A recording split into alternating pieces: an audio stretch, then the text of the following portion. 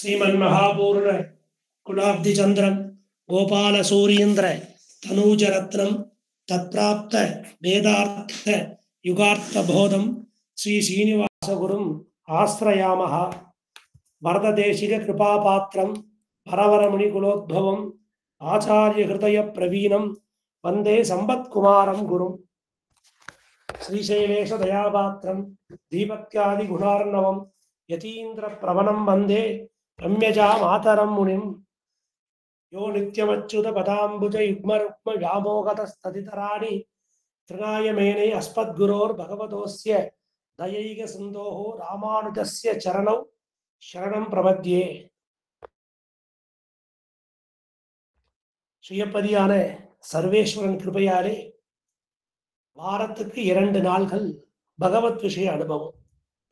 அந்த அனுபவத்துக்குள்ளே பூர்வாச்சாரியருடைய ஸ்தோத்திர மாலைகள், அந்த ஸ்தோத்திர மாலைகள் சொல் மாலைகளாக ஆச்சாரியருடைய திருவாக்கிலிருந்து புறப்பட்டன.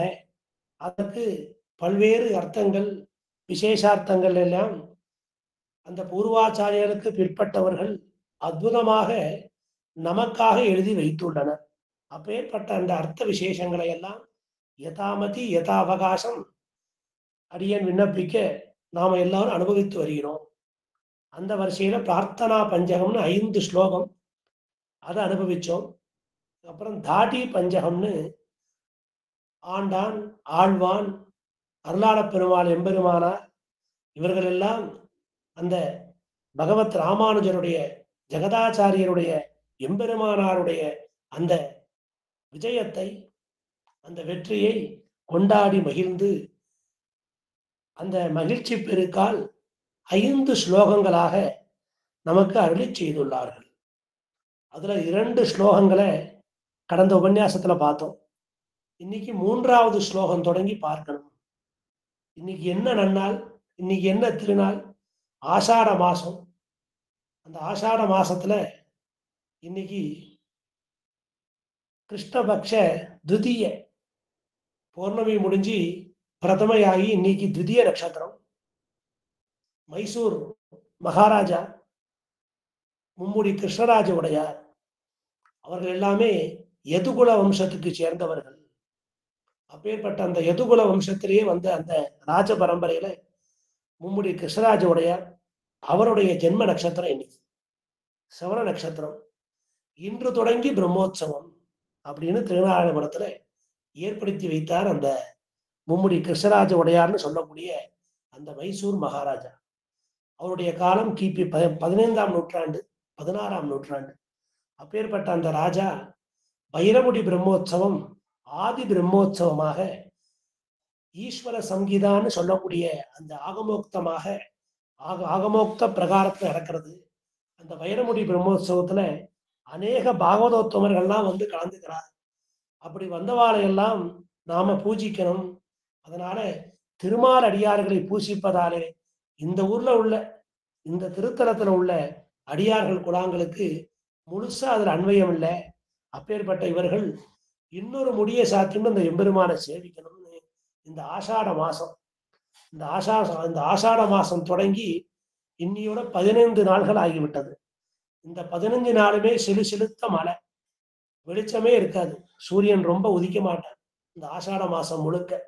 அப்பேற்பட்ட இந்த நன்னாள்ல இந்த ஆஷாட பகுல திதியான்னு சொல்லக்கூடிய இன்னைக்கு சர்வ நட்சத்திரத்துல எம்பெருமானுக்கு மகாபிஷேகம். மூலவர், உற்சவர், உபயநாச்சிமார், விஸ்வக்சேனர், பராங்குஷ, பரகால, எதிவராதிகள் உடையவரோட சேர்ந்து தனிக்கோயில் தாயார், மலைக்கு மேல யோகா நரசிம்மர் எல்லாருக்கும் இன்னைக்கு மகாபிஷேகம் கண்டருளி சாயங்காலம் கல்யாண உற்சவத்துக்கு இழந்துடக்கூடிய வைபவம். எப்படி அந்த ஆதி பிரம்மோற்சவத்தை வைரமுடி பிரம்மோற்சவம் கல்யாண உற்சவத்துல தொடங்குறது, தெப்போற்சவத்துல தொடங்குறது, அதே முடிவுல மகாபிஷேகம்னு வச்சிருக்கோம். ஆனா அந்த கிருஷ்ணராஜ முடி என்ன விசேஷம்னா தொடக்கமே எம்பெருமானுக்கு மகாபிஷேகம். ஆக திருநாரணன் பெரிய திருமஞ்சனம் கண்டருளி, எதிகிரி நாச்சியார் பெரிய திருமஞ்சனம் கண்டருளி, உபயநாச்சிமாருடைய செல்வ பிள்ளையும் பெரிய திருமஞ்சனம் கண்டருளி, எல்லாமே அலங்கார திருமஞ்சனம். அந்த திருமஞ்சனம் கண்டருளி இன்னைக்கு கல்யாண உற்சவத்துக்கு புறப்படுவார்கள். செல்வ பிள்ளையும் செல்வநாயகின்னு கல்யாண நாயகின்னு சொல்லக்கூடிய அந்த உற்சவ தாயார் எதிகிரி நாச்சியார். அப்பேற்பட்ட இந்த திருநன்னாள் எந்த கல்யாண உற்சவத்துக்கும் உடையவர் தான் செல்வ பிள்ளையை அழைச்சிட்டு போகணும். ஏன்னா செல்வ பிள்ளை இந்த ஊருக்கு யுவராஜனா இருக்கார். இந்த ராமானுஜோ விஜயதே எதிராஜ ராஜரான்னு வருது தாடி பஞ்சகத்துல. அப்பேற்பட்ட இந்த திருநாராயணபுரங்கிற க்ஷேத்திரத்தை, இந்த 108வது க்ஷேத்திரம், இது நித்திய வைகுண்டம், இதை பரமபத ஸ்தானத்துல வச்சு பார்க்கணும்னு எம்பெருமானாருக்கு ரொம்ப அந்த ஆசையோட அவர்கிட்ட கட்டளை. அதனால அந்த அந்த தாடி பஞ்சகம் அந்த விஷயத்துக்கு இன்னைக்கு நடக்கிற இந்த உற்சவமும் சேர்ந்து வருது. அப்பேற்பட்ட இந்த திருநன்னாள்ல இதையும் சேர்த்து அனுபவிக்கணுங்கிற அந்த எம்பெருமானார் கிருபையால அடியேன் சில விஷயங்களை சொல்றேன். அப்படி செல்வ பிள்ளையத்தான் அவர் இன்னைக்கு கச்சம் சாத்திப்பார். செல்வ பிள்ளைக்கு கல்யாண உற்சவத்தன்னைக்கு மஞ்ச வேஷ்டி, விரத வேஷ்டி, அற்புதமான அந்த பட்டுக்கர வேஷ்டியில மஞ்சளை சேர்த்து மஞ்ச வேஷ்டியா கட்டிட்டு வருவார். செல்வ பிள்ளைய உடையவர் தான் அழைச்சிட்டு வரணும். தாயார் தனியா வருவார். முதல்ல அந்த வது பிரவேசம், அந்த திருக்கல்யாண மண்டபத்துக்கு முதல்ல வது பிரவேசம். அந்த வது பிரவேசத்துக்கு முன்னால விஸ்வக்சேனர் புறப்பாடாகி அதுக்கப்புறம் வதுவோட பிரவேசம், தாயார் எழுவார். அதுக்கப்புறம் செல்வ பிள்ளைய எம்பெருமானாரே எப்பவும் எல்லா ஆழ்வார் ஆச்சாரியர்களுமே திருநாராயணபுரத்துல எதிர் சேர்வதான். ஏன்னா இங்க எல்லாருமே நித்திய சூரிகள், அதனால எதிர் சேர்வேன். அப்படி அந்த செல்வ பிள்ளைக்கு விரத வேஷ்டி கட்டி விரதங்கள்லாம் நடத்தி வச்சு செல்வ பிள்ளைய அழைச்சிட்டு வருது எம்பெருமானார். எந்த உற்சவமாகட்டும், கல்யாண உற்சவமாகட்டும், பௌத்திர உற்சவமாகட்டும், பல்லவ உற்சவமாகட்டும், வைரமுடி சாத்திக்கட்டும், ராஜமுடி சாத்திக்கட்டும், கிருஷ்ணராஜமுடி சாத்திக்கட்டும், பக்கத்துல எம்பெருமானார் இருப்பார். ஏன்னா இங்க எல்லா ஊர்லயும் பெருமான் தலைவனா இருக்கான். அந்த திருவாரி திருநகரிக்கே திருமங்கை ஆழ்வார் திருமங்கை மன்னனா இருக்க. அந்த ஸ்ரீவில்லிபுத்தூருக்கு அந்த கோதை நாச்சியார் அவருடைய ஆளுமையில இருக்கு. அதே போல திருநறையும் சீனிவாச பெருமாள் இருந்தாலும் அங்க ஸ்ரீதேவி நாச்சியார் ஆளுமையில இருக்கு. அதே போல உறையூர்ல நீலாதேவி நாச்சியார், அந்த நாச்சியார் ஆளுமையில இருக்கு. அதே மாதிரி இந்த திவ்யதேசத்துக்கு ஏததான் எதிராஜஸ்ய சாம்ராஜ்யம், இது எதிராஜரோட சாம்ராஜ்யமா இருக்கு. இங்க இருக்கிற செல்வ பிள்ளை யுவராஜ பதாஸ்பதம். ஆக அந்த சம்பத்குமாரன் இங்க யுவராஜனா இருக்கான். அப்பேற்பட்ட அந்த பிள்ளைக்கு இந்த நன்னாள்ல திருமஞ்சனம் பண்ணணும். எப்ப செல்வ பிள்ளை திருமஞ்சனம் பண்ணிட்டாலும் தனியா தீர்த்தமாடுறா இருந்தா தீர்த்தம் ஆடிடுவர். அப்ப உடையவர் வர வேண்டாம். ஒருவேளை உபயநாச்சிமாரோட சேர்ந்து அவர் தீர்த்தமாடுறார். சித்திர விஷு, ஐப்பசி விஷு, அதுபோல அயனம் தட்சிணாயன புண்ணிய காலம், உத்தராயண புண்ணிய காலம், மாசப்பரப்பு, ஏகாதசி, சில சமயங்கள்ல உபயநாச்சிமாரோட சேர்த்து திருமஞ்சனம் பண்ணி பார்க்கணும் நாம் ஆசைப்பட்டா நீங்க எம்பெருமானாருக்கு தனியா அந்த திருமஞ்சன கட்டணம் கட்ட வேண்டாம். எம்பெருமானாரும் கூட வந்துடுவார். எப்போ செல்வ பிள்ளைக்கு எதிர்த்தா உபயநாச்சிமாரோட செல்வ பிள்ளை இளந்தருள போறாருன்னா எதிர்த்தாப்புல உடையவர் இருப்பார். அப்படி அந்த எம்பெருமானையும் அந்த 2 உபயநாச்சிமாரையும் சேர்த்துத்தான் அந்த எம்பெருமானோட சேர்த்து இருக்கின்ற காலத்துல எதிர்த்தாப்புல உடையவர் இருப்பார். அவருக்கும் திருமஞ்சனம் உண்டு. ஆக செல்வ பிள்ளை எப்ப திருமஞ்சனம் கண்டர்லாரோ உபயநாச்சிமாரோட அப்பெல்லாம் எம்பெருமானாரும் எதிர்த்தாப்புல நின்று அவருக்கும் திருமஞ்சனம் உண்டு. இப்படி அந்த திருமஞ்சனம் எல்லாம் செய்வித்து அலங்காரம் எல்லாம் பண்ணி வைத்து அந்த முதல்ல வது பிரவேசம், இந்த திருக்கல்யாண மண்டபத்துக்கு முதல்ல தாயார் ஏறிடுவா. ஏறி எங்க ஆசனத்துல இருப்பள். அதுக்கப்புறம் செல்வ பிள்ளை புறப்பாடு, உடையவரே செல்வ பிள்ளையை அழைச்சிட்டு போனோம். அழைச்சிட்டு போன உடனே மாலை மாத்துதல் நடக்கும். முதல்ல அந்த திருக்கல்யாண உற்சவத்துல மாலை மாத்துதல் உற்சவம். ஆக முதல்ல மாலை தான் முதல்ல மாத்திக்கணும். அது நம்ம சம்பிரதாயத்துல சொல்லப்பட்ட ஒரு விஷயம். அதுக்கப்புறம் தான் அந்த பாணி கிரகணம், கன்னியாதானம், அப்புறம் அக்னி பிரவேசம், அதுக்கப்புறம் அம்மி மிதிக்கிறது, இது எல்லாமே அப்புறம்தான். லாஜஹோமம் எல்லாமே அதுக்கப்புறம் தான். முதல்ல மாலை மாத்துதல். அப்படி அந்த மாலை மாத்துதல் வைபவத்துக்கு இந்த பக்கம் தாயார் சன்னதி அர்ச்சகர், அந்த பக்கம் செல்வப்பிள்ளை சன்னதி அர்ச்சகர் 2 பேரும் மாலையை நேர மேல ஏந்திட்டு நிதானமா நடந்து வருவா. ஒவ்வொரு 1/2 அடி காலடியா வச்சு. அப்படி அந்த மாலை மாத்துதல் காலத்துல அந்த மாலை மாத்துதலுக்கே உண்டான ராகம், அதற்குண்டான தமிழ் பாட்டு, அதுக்கு உண்டான சம்ஸ்கிருத பாட்டு, அதுக்கு உண்டான கன்னடத்துல பாடக்கூடிய பாட்டு, இதையெல்லாம் வாசிச்சுட்டே வருவா வாத்தியக்காரா. அப்படி அந்த தாயார் சன்னதிக்கு வருகின்ற காலத்துல செல்வப்பிள்ளை கைத்தலத்துல அசஞ்சி அசஞ்சி அசஞ்சி அசஞ்சி வருவார். நேர வந்து அந்த தூணுக்கு அந்த பக்கம் இத்தனை அடி கணக்குன்னு இருக்கு. அந்த இடத்துல நின்னுண்டு அப்புறம்தான் மாலை மாத்துற வைபவம் ஆரம்பம். இப்படி 2 அர்ச்சகாரும் நிதானமா நடந்து வருவர். செல்லப்பிள்ளை அர்ச்சகர் மெல்ல நடந்து தாயார் சன்னதி பக்கம் தாயார்கிட்ட வந்து அந்த மாலையை சாத்துவர். தாயார் சன்னதி பட்டர் நேர இங்கேருந்து புறப்பட்டு போய் செல்லப்பிள்ளைக்கு மாலையை சாத்துவர். இப்படி 2 பேரும் 3 தரம் மாலையை மாத்தணும். இங்கேருந்து அங்க போறது, அங்கேருந்து இங்க வருது, இங்கேருந்து அங்க போறது. அப்படி மாலை மாத்துதல் வைபவம் முடிஞ்ச உடனே அதுக்கப்புறம் நேர ஊஞ்சல். அந்த ஊஞ்சல்ல ஏறி அவளுக்கு அர்க்கிய பாத்தியம் ஆச்சமணியம் தாம்பூரம்லாம் சமர்ப்பிப்பான். அதுக்கப்புறம் மெல்ல அந்த ஊஞ்சலை அவுத்து அதே மஞ்சத்தை மெதுவா கீழே இறக்கி அதுக்கப்புறம் அவளுக்கு திருவாராதனை நடக்கும். அந்த திருவாராதனை ஆன உடனே ஹோமம் ஆரம்பம். அன்னைக்கு அக்னி சந்தானம் பண்ணி அந்த அக்னி சந்தானத்துல ஹோமம். அந்த ஹோமம் ஆனப்புறம் இந்த மாதிரி சூத்திரம் கோத்திரம் பிரபரெல்லாம் சொல்லுவாங்க. சொல்லி இந்த பிள்ளையை இந்த பிள்ளையை கொடுக்குறோம். இது எல்லாம் பக்கத்துல உடைய எழுந்தருளி இருப்பார். இந்த மாலை மாத்துதலாகட்டும் எல்லாமே உடையவர் இருப்பார். எப்ப செல்வ பிள்ளை எந்த வைபவம் பண்ணிக்கணும்னாலும் சாட்சாத்து தோப்பனர் அந்த உடையவரை வச்சுதான் பண்ணிக்க முடியும். அன்னைக்கு தசரதன் பண்ணி வச்சதை காட்டிலும், நந்தகோபன் பண்ணி வச்சதை காட்டிலும், வசுதேவர் பண்ணி வச்சதை காட்டிலும், அத்திரி எப்பேற்பட்ட ரிஷிகளுக்கு பிறந்திருக்க யார் என்ன பண்ணி வச்சாலும் இந்த எம்பெருமானார், இந்த பாஷ்யக்காரர், இந்த உடையவர் இவர் கையால பண்ணிக்கணும்னு அத்தனை ஆசை எம்பெருமானுக்கு. அதான் அவரை பக்கத்திலேயே வச்சுப்பார். அப்பப்ப எட்டி எட்டி பார்த்துப்பார். நம்ம அடங்கின பிள்ளையா இருக்கணும். பக்கத்துல மாட்டு போன் வந்திருக்கா அவர்கிட்டையும் சொல்லுவார். எம்பெருமானார் எழுதியிருக்கார். 2 பேரும் அமைதியா இருக்கணும். தலையை குனிஞ்சின்றது ரொம்ப நிமித்தி பார்க்க வேண்டாம். அவர் இருக்கார், நம்ம அமைதியா இருக்கணும். அதுக்கப்புறம் சேர்த்திலையும் அப்பவும் அவர் கூட இருப்பார். நம்மளை விட்டு அவர் பிரிவே கிடையாது, நம்மளுடைய இருப்பார். அதனால நாம ராஜஹோமம் பண்ற காலத்துல மெதுவா நடந்து போகணும். அவரை சுத்தித்தான் போகணும். அவர் தான் நமக்கு தோப்பனார் ஸ்தானத்தை அடியனுக்கு இருக்காருன்னு எல்லாம் பிராட்டிக்கு எடுத்து சொல்லுவார். இந்த செல்வ பிள்ளை எல்லாம் ஊஞ்சல்ல கேட்டுட்டு அதுக்கப்புறம் திரும்ப ஹோமம் ஆகும். அது எல்லா ஹோமமும் ஆகி அதுக்கப்புறம் ராஜஹோமம், பிரவிஷ்ய ஹோமம்லாம் ஆகி ராஜஹோமம். ராஜஹோமம் ஆற காலத்துல பொறி சேர்க்கணும். அப்படி சேர்க்கிற காலத்துல முதல்ல பிராட்டி வந்து சேர்க்கணும். அதுக்கப்புறம் பெருமாள் வந்து சேர்க்கணும். அப்படி 3 தரம் சுத்தி வரம் வருவார். அந்த அக்னி, அந்த திருக்கல்யாண உற்சவ மண்டபம், அதுக்குள்ள உடையவர் எழுந்தருளி இருப்பார். எல்லாரையும் சேர்த்து பிரதட்சணமா வருவா. அப்போ வந்து அச்சித்திரம் ஸ்வஸ்தி வாசனம்னு சொல்லி அந்தந்த வேத மந்திரங்கள் முழங்க அப்படியே பிரதட்சணமா வந்து அந்த 3 தரம் ராஜஹோமம் ஆகும். ராஜஹோமம் ஆனப்புறம் திரும்ப அந்த ஆஸ்தானத்துக்கு எழுந்தருளி அதுக்கப்புறம் பட்டு சமர்ப்பிப்பார். 2 பேரும் பட்டு சமர்ப்பிச்சு அதுக்கப்புறம் ஓதிட்டு அதுக்கப்புறம் அந்த அக்ஷதை அந்த வெத்தலைப்பாக்கு பழத்தோட எல்லாருக்கும் எல்லாம் கொடுப்பா. அதுக்கப்புறம் தர போட்டு தலிகை அமிச்சிது.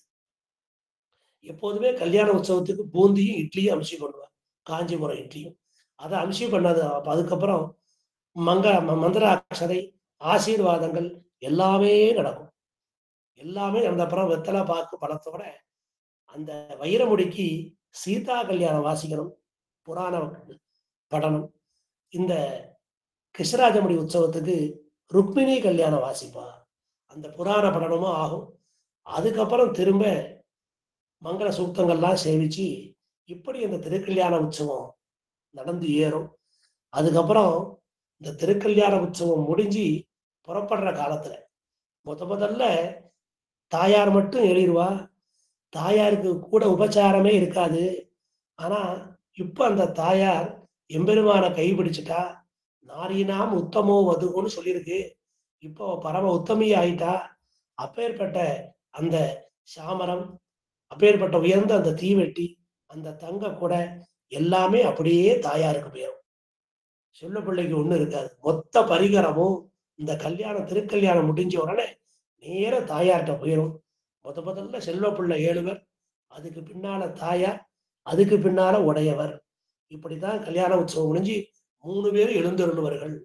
அப்படி எழுந்தருளி வருகின்ற காலத்துல பெரியவாச்சான் பிள்ளை அற்புதமா சாதித்தது போல, எப்படி அந்த வனவாசத்துக்கு செல்கின்ற காலத்துல முதல்ல ஸ்ரீராமன், அப்புறம் சீதா பிராட்டி, அதுக்கப்புறம் இளைய பெருமாள், இப்படி 3 பேரும் எழுந்தருளியார்கள். அது எப்படி இருக்குன்னு கேட்டா ஒரு பிரணவமே நடந்து போற மாதிரி இருக்கு. பிரணவம்னா அகார வாச்சியனான எம்பெருமான், பின்னால உகார வாச்சியனான கடகர்கள்னு பேரு சேர்த்து வைக்கிற அந்த பிராட்டி, அந்த ஜீவனையும் மகார வாச்சியனான அந்த ஜீவனையும் அகார வாச்சியனான அந்த எம்பெருமானையும் சேர்த்து வைக்கிற அக்ஷரமா, மத்தியம அக்ஷரமா, அந்த உகார அக்ஷரமா எம்பெருமான் திருமார்பை விட்டு பிரியாம அந்த ஸ்ரீமத்துன்னு சொல்லக்கூடிய அந்த பெரிய பிராட்டியார் எப்படி இருக்கானோ அப்படியே அந்த உகார அக்ஷரம் அப்படி 3 பேரும் நடந்து செல்கிறார்கள். ஆக ஒரு பிரணவமே நடந்து போறது. ஒருவேளை அன்னைக்கு சேவிக்கிறேன்னா இன்னைக்கு அந்த செல்வ பிள்ளைய ராமபிரியனாகவும் அந்த செல்வநாயகிய சீதா பிராட்டியாகவும் இந்த இளைய ஆழ்வார இளைய பெருமாளாகவும் சேவித்து ஆனந்தப்படலாம். அப்படி இருக்கின்ற காலத்துல நேர கோயில் வாசல்லேருந்து புறப்பட்டு வந்து அந்த கல்யாண உற்சவ மண்டபத்திலேருந்து புறப்பட்டு வந்து நேர தாயாருக்கு எல்லா உபச்சாரம் உண்டு. அப்படியே தாயார் உபச்சாரத்தோட வருவல். அப்போ உடையவர் முன்னால வந்து செல்வ பிள்ளையை அழைச்சுண்டு நேர யதாஸ்தானத்துக்கு போயிருவார். அதுக்கப்புறம் தாயார் விசேஷமா கோயில உள்ள எல்லா பரிகரங்களும் சேர்ந்து தாயாரை கொண்டு ஆஸ்தானத்துல விட்டுட்டு வருவா. அப்படி கல்யாண உற்சவம்லாம் நடந்தேறி அதுக்கு மறுநாள் மறுநாள் மறுநாள் நாளாநேத்தி அன்னைக்குத்தான் சேர்த்தி. ஆக இந்த கல்யாண உற்சவத்துல மாலை மாத்திக்கிறா, ஊஞ்சல் உற்சவம் உண்டு, லாஜஹோமம் உண்டு, தீவரம் செய்தல் எல்லாம் உண்டு. திருமாங்கல்ய தாரணம் கிடையாது. ஏன்னா திருமாங்கல்ய தாரணம் வேதத்துல சொல்லப்படலை, அது பின்னால பழக்கத்துல வந்தது. அது வந்து மாங்கல்யம் தந்து நாணயம் சொல்லி அந்த ஸ்லோகத்தை சொல்லிதான் நம்ம திருமாங்கல்யம் கட்டுறோம். திருமாங்கல்யத்துக்குன்னு வேத மந்திரம் கிடையாது. பாணி கிரகணம், கன்னிகாதானம், சப்தபதி இதெல்லாம் வேதத்துல சொல்லப்பட்ட விஷயம்.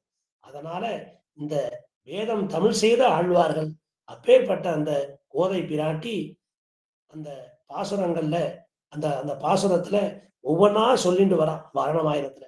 ஆனால் மங்கள நான் கட்ட கனா கண்டேன் தோழின்னு பாசுரம் கிடையாது. மங்கள நான் கட்ட அந்த மங்களமான சூத்திரம் அது கட்டுற மாதிரி நான் கனவு காணலன்னு சொல்லல. மிச்சம் எல்லாம் சொல்லியிருக்கா.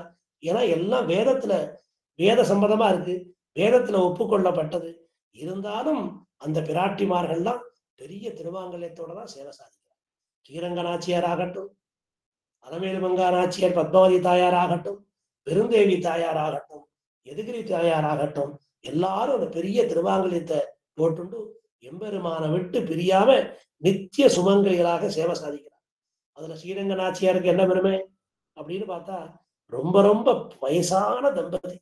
என்னைக்கோ கல்யாணம் பண்ணிண்டா. அவ கல்யாணம் பண்ண நாள்லாம் என்னைக்குன்னே தெரியாது திவ்ய தம்பதி. அப்படி ரொம்ப வயசானவள். அதுக்கப்புறம் பெருந்தேவி தாயார், அவளும் ரொம்ப காலமா இருக்கா. அவளும் ரொம்ப வயசானவ தான், பாட்டின்னு சொல்லலாம். ஆனா ஸ்ரீரங்க நாச்சியார ரொம்ப கிழவி, ரொம்ப நாள் ஆன பழைய பாட்டி அவன். பெருந்தேவி தாயாரும் ஒரு பாட்டி தான். அப்ப அங்க பத்மாவதி தாயார், அலமேலுமங்கா நாச்சியார், அது இப்ப கல்யாணம் ஆன தம்பதிகள். அதை விட ரொம்ப இளமையா இன்னைக்குதான் கல்யாணம் பண்ணிக்க போற பொண்ணும் அப்படின்னு கேட்கக்கூடிய அளவுக்கு எப்போதும் அந்த 16 வயசை தாண்டாம இருக்கா இந்த எதிகிரி நாச்சியார். பக்கத்துல எம்பெருமானார் பார்த்துட்டே இருக்கார். அந்த நித்தியம் தாயாருக்கு விஸ்வரூபம் ஆறப்போ எம்பெருமானார் சன்னதி திறந்தே இருக்கும். நம்ம அந்த சன்னதியிலேருந்தே தாயாரை சேவிச்சுக்கலாம். எப்ப பெருமானும் பிராட்டியும் உபயநாச்சிமாரும் ஒவ்வொரு பூரத்துக்கும் உற்சவம் கண்டருளும் போது எதிகிரி தாயார் உடையவ சன்னதி வழியாத்தான் வருவது. அப்பேற்பட்ட அந்த தாயார் ஸ்ரீ பராசர பட்டரால மங்களாசாசனம் செய்யப்பட்ட அந்த தாயார் தினந்தோறும் தாயார் சன்னதியில கத்திய திரயத்துல முதல் சூர்ணிகை, ஸ்ரீகுணரத்ன கோஷத்திலேருந்து 2 ஸ்லோகம், அதுக்கப்புறம் சதுஸ்லோகி பாராயணம். இந்த சதுஸ்லோகி 4 ஸ்லோகம் தினந்தோறும் சேவிக்கணும். திருவாராதனாயி கலிகம் சித்தாயி சேவிச்ச அப்புறம்தான் தாயார் சன்னதியில ஸ்ரீசடாரையும் தீர்த்தமும் ஆகும். அப்பேற்பட்ட பெருமை ஸ்ரீ பராசர பட்டர் காலம் தொடங்கி ஸ்ரீ பராசர பட்டர் மேல்நாட்டில் இருந்த வேதாந்தின்னு சொல்லக்கூடிய அந்த நஞ்சியரை திருத்தி பணிகொள்ள வர்ற காலத்துல அந்த கல்யாணி புஷ்கரிணியில தீர்த்தமாடி பராசர பட்டர் சேவித்த கிரமம் கண்டிப்பா தெரிஞ்சுக்கணும். திருவரங்கத்த மணவாள மாமுனிகள் வெளியாண்டால் சன்னதி தொடங்கி சேவித்த கிரமம் அதையும் நாம தெரிஞ்சுக்கணும். எந்தெந்த ஊர்ல யார் யாரு எப்படி எப்படி சேவித்தார்கள், எந்த ஆழ்வார் எப்படி சேவித்தார், எந்த ஆச்சாரியர் எப்படி சேவித்தார், அந்த சேவித்த கிரமத்தை எல்லாம் பெரியோர்கள்ட்ட ஸ்லோக ரூபமா இருக்கும். நாம் அதை கேட்டு தெரிஞ்சுக்கணும். அப்பேற்பட்ட அந்த தாயாரை உபசாரத்தோட கொண்டு விட்டுருவா. 4ஆம் நேத்திக்கு அன்னைக்குதான் நாகவள்ளி சேர்த்தி. அது வரைக்கும் செல்வ பிள்ளையும் அந்த தாயாரும் தனியா போயிட்டு வரணும். அது அக்னி சந்தானம். அந்த உபாசன அக்னிக்கு தனித்தனியா இருப்பா அந்த 3 நாள். அது வரைக்கும் செல்வ பிள்ளைக்கு திருவடி தாயார் சேவையாகாது. செல்வ பிள்ளை கச்சத்தோட இருப்பார். கச்சத்தோட இருக்கிறதுனால இன்று தொடக்கமாக 3ஆம் திருநாள் ராத்திரி சந்திரபிரப வாகனம் அந்த அந்த நாகவள்ளி சேர்த்தி ஆற வரைக்கும் திருவடி தாயார் சேவை ஆக மாட்டா. செல்வ பிள்ளை கச்சத்தோட இருக்க அந்த 4 நாள்களும் 4ஆம் நேத்திக்கு நாகவள்ளி உற்சவம் ஆகி புஷ்ப பல்லக்கில சேர்த்தி கண்டருள்வா. சேர்த்தியோட கோயில் வாசலுக்கு வருவா. அப்ப நேரம் உடையவர் சொல்லுவார், சேர்த்தி ஆயாச்சு, நீங்க 2 பேரும் புஷ்ப பல்லாக்குல பிரதட்சணமா வந்து உள்ள வந்துருங்கோ அப்படின்னு சொல்லிட்டு அவர் அங்க காத்துட்டு இருப்பார். இவா மற்றும் புறப்பாடாகும் சேர்த்தியில புஷ்ப பல்லக்கில 2 பேரும் சேர்த்தி சேர்வேன். ஆக செல்வ பிள்ளைக்கு தாயாரோட சேர்த்தி, தனி கோயில் தாயாரோட சேர்த்தி வருஷத்துக்கு 2 நாள், அதுக்கப்புறம் திருவாடி பூர தண்ணிக்கு 1 நாள், 3 நாள் சேர்த்தி, அதுக்கப்புறம் திருநாராயண பெருமாளோட வருஷத்துக்கு 1 நாள் சேர்த்தி செல்வ பிள்ளைக்கு. ஆனா உடையவரோட தினந்தோறும் சேர்த்தி, அந்த உடையவரோட ராமானுஜோ விஜயதே எதிராஜ ராஜகான்னு சொல்லி இப்பேற்பட்ட அந்த உயர்ந்த வைபவத்தை நமக்கு எம்பெருமானார் கொடுத்து இந்த அஷ்டாட்சரி கஷேத்திரம்னு சொல்லக்கூடிய இந்த திருநாராயணபுரத்தையும் நமக்கு காண்பித்து கொடுத்து இந்த உற்சவங்களை எல்லாம் ஏற்படுத்தி இந்த ஊரை விட்டு புறப்படுங்கால் இங்கேருந்து அவர் புறப்பட்டு போகணும். திருநாராயண பெருமாள்கிட்ட வந்தார். ஸ்ரீமன்னு ஸ்ரீரங்க ஸ்ரீயம் அனுபத்ரவாம் அனுதினம் சம்பர்தயா. ஸ்ரீமன்னு ஸ்ரீரங்க ஸ்ரீயம் அனுபத்ரவாம் அனுதினம் சம்பர்தயா. என்ன ஒரே வார்த்தையை 2 தரம் சொல்றாரு. இவருக்கு என்ன அது தோஷம்னா? ஒரு வார்த்தையை ஒரு தரம் தானே சொல்லணும். 2 தரம் சேவித்தா புனருக்தி தோஷம். கூறது கூறல்னு ஒரு குற்றம் வருமேன்னா இல்ல. முதல்ல சொன்ன ஸ்ரீமன்னு ஏ திருநாராயணா, ஸ்ரீரங்க ஸ்ரீயம் அனுபத்ரவாம், அந்த ஸ்ரீரங்க ஸ்ரீ அந்த ஸ்ரீரங்க செல்வத்துக்கு தென்னரங்கன் செல்வத்துக்கு எந்த உபத்திரமும் வரக்கூடாது. அனுதினம் சம்பர்தயா, நாள்தோறும் அது வளர்ந்துட்டு போகணும். அப்புறம் 2வது அடி ஏ ஸ்ரீமன்னு ஸ்ரீரங்க ஸ்ரீயம், அப்பேற்பட்ட அந்த ஸ்ரீரங்க ஸ்ரீ அந்த தென்னரங்கன் செல்வம் அந்த திருவரங்கன் வாழ்ந்து போனால் மிச்சம் இருக்கிற எல்லா திவ்யதேசங்களும் எல்லா திருக்கோயில்களும் எல்லாமே நன்றாக வாழ்ந்து போகும். அப்பேற்பட்ட அந்த திருவரங்கத்துக்கு எந்த உபத்திரமும் இல்லாம நீ இங்க இருந்து காப்பாற்றணும். உனக்கு இங்க பண்ணக்கூடிய மங்களாசாசனம் அந்த திருவரங்க செல்வத்தை வளர்க்கணும். அப்படி திருவரங்கம் வளர்ந்ததுன்னா இந்த லோகமே க்ஷேமமா இருக்கும்னு சொல்லி அந்த எம்பெருமானுக்கு பல்லாண்டு சேவித்து மங்களாசாசனம் பாடி செல்வ பிள்ளையை விட்டு பிரியாம செல்வ பிள்ளைய பக்கத்திலேயே இருந்து பார்த்து கோயிலை விட்டு வெளியே வந்து புறப்பட்டு போகணும். அப்படி போற காலத்துல 9 அடி வேறுவரான். 9 அடி திரும்ப ஓடியே வருவேன் கோயில் வாசலுக்கு எட்டி பார்ப்பேன். அடுத்தாப்புல ஒரு 9 அடி, அப்புறம் 8 அடி பின்னால வரணும். இப்படி ஒரு அடிக்கு 9 அடி இட்டு திருக்கோயில் எழுந்தருளினார். கோயில்னா திருவரங்கம். அந்த திருவரங்கத்துக்கு எழுந்தருளினார். இப்படி அந்த செல்வ பிள்ளையை விட்டு பிரியாம எல்லாரையுமே அழைச்சுட்டார். எல்லாரையும் கூப்பிட்டார். 52 ஸ்தானியம், அத்தியாபகர்கள், அர்ச்சகர்கள், ஸ்தானியர்கள், பரிஜாரகா, ஸ்ரீ வைஷ்ணவர்கள், வேத விண்ணப்பதா எல்லாரையும் கூப்பிட்டு இந்த செல்வ பிள்ளைய கிணத்தடி பிள்ளையா எல்லாரும் காப்பாத்திட்டு போகணும்.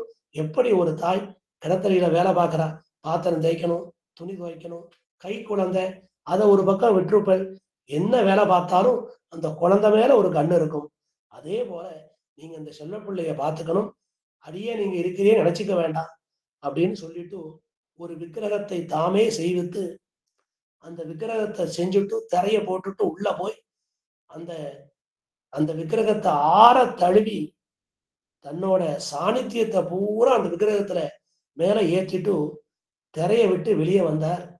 இந்த மாதிரி நீங்களும் இதோட புறப்பட வேண்டாம், இந்த திவ்யதேசத்தை காப்பாற்றணும். உள்ளுக்குள்ள விக்கிரகம் திருமேனி, அடியனுடைய திருமேனி எழுந்தருள பண்ணியிருக்கேன். அப்படியா, நீர் இங்க இருக்கேங்கிறதுக்கு என்ன சாட்சி? நீர் அந்த திவ்யம் இருக்கிறதுக்குள்ள உம்ம உயிர் இருக்கா, உம்ம ஜீவன் உள்ள இருக்கான்னு கேட்க உடனே பார்த்தார் உடையவர். திரும்ப தரைய போட்டு ராமானுஜா எதிராஜான்னு சொல்ல திறக்குள்ளேந்து அந்த திவ்யமங்கல விக்கிரகம் நாயிந்தேன்னு சொல்லிட்டான். சரின்னு சொன்னான். அப்ப அந்த விக்கிரகத்துக்கு பேசும் எதிராஜர் அப்படின்னு திருநாமம். இப்படி எம்பெருமானார் தாமே உகந்து எழுந்தருள பண்ண அந்த திவ்யமங்கல விக்கிரகத்துக்கு தானுகந்த திருமேனி தமர்களுக்காக, அந்த 52 ஸ்தானியர்கள் அவர்களுக்காக, அந்த இங்க இருக்கிற எல்லா ஸ்ரீவைஷ்ணவர்களுக்காகவும் தமர்களுக்காக தாமுகந்த திருமேனியா இன்னும் அந்த எம்பெருமான் சேவை சாதிக்கிறான்.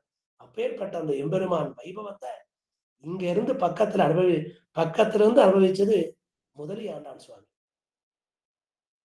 மார்வில்லா மாருதி பெரிய ஆண்டான், மார்வில்லா மாருதி சிறிய ஆண்டான், சோமாசி ஆண்டான், இப்படி பல பேரு எம்பெருமானவரோட இந்த திவிதேசத்துல இருக்கிற காலத்துல இந்த திருநாராயணன் மட்டும் நல்லா இருந்தா போராது.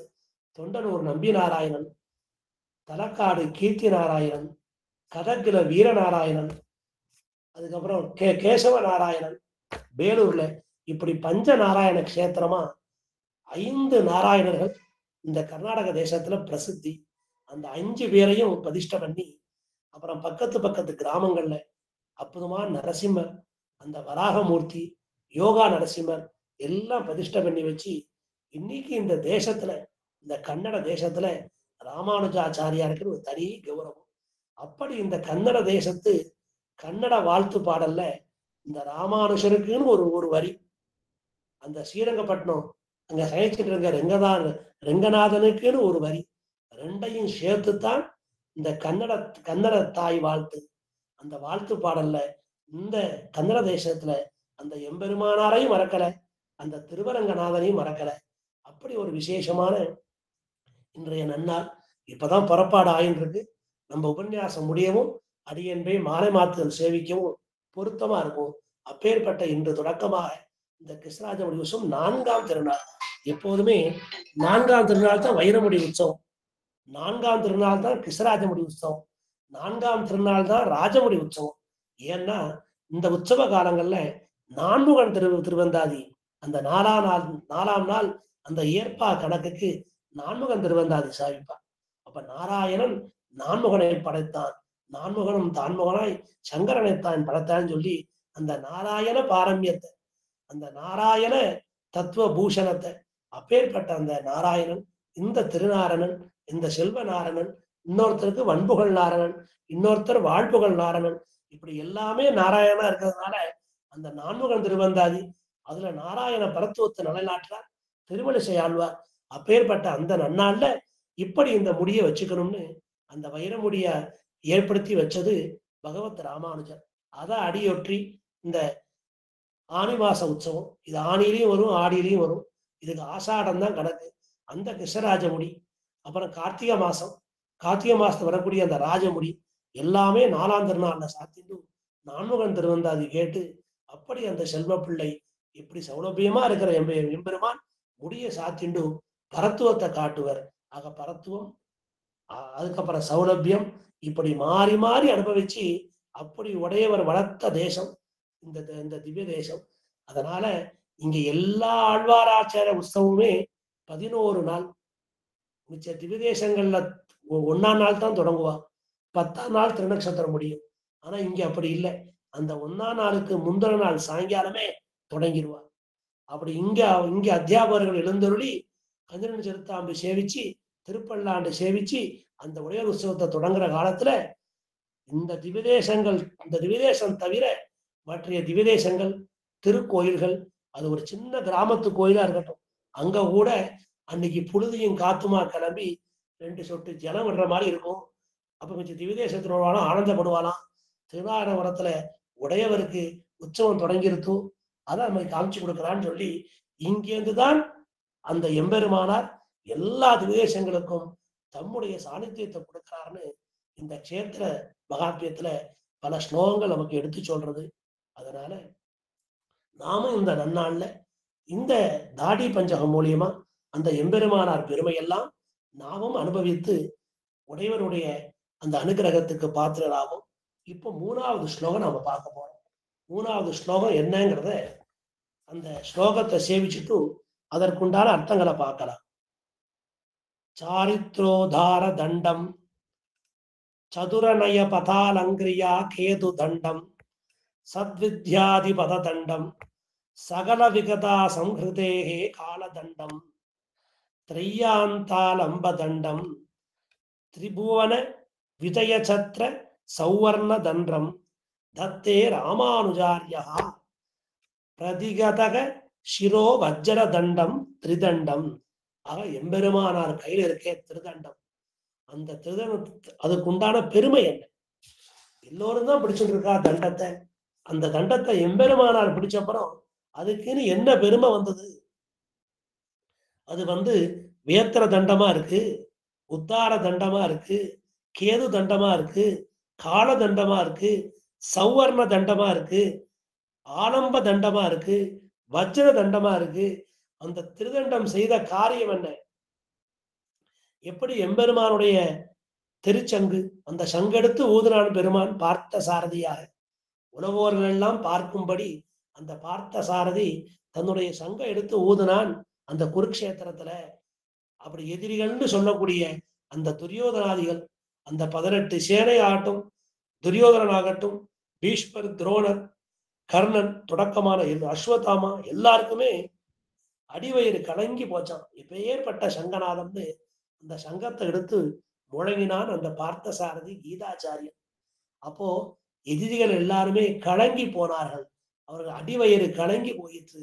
அதே போல எம்பெருமானார் இங்க புறச்சமைகளை தள்ளி வச்சார். அப்படி எம்பெருமான் சங்கத்தை காமிச்சான்.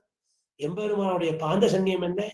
எம்பெருமானுடைய சக்கரம் அந்த திருவாளியை புறப்பட்டு போய் சிசுபாலனை வதம் பண்ணித்து.